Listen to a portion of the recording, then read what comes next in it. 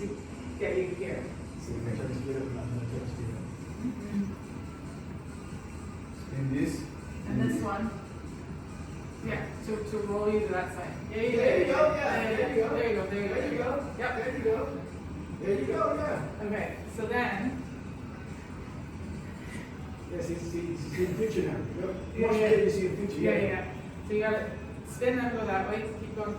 But now these guys gotta start spinning because you want to now not just roll into the ground there. Mm-hmm. You're gonna go from here, spin them.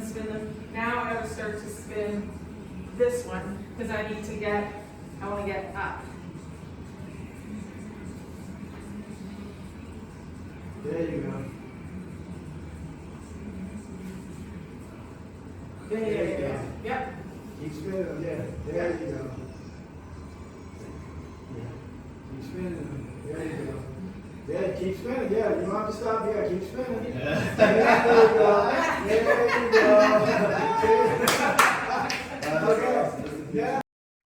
Okay, what he is spinning and what I'm spinning here is the outer edge of the thumb and the MTP joints. And if you spin them, you just keep going.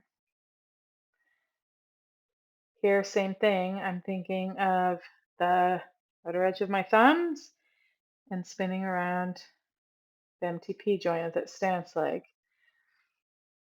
And I just keep spinning those points to move me around. So this is what I want you to explore, okay, is that first MTP joint, which is like that mound at the base of the big toe. Kind of feel the back of it and where the sesamoids are. That's what you're going to spin. And then the outer border of the thumb.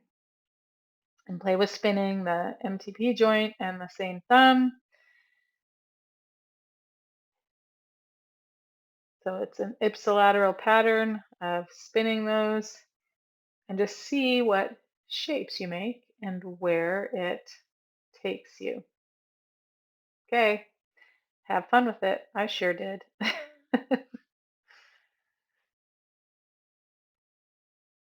And reach out with your questions and curiosities as you work with this idea of spinning that MTP joint and spinning the thumb.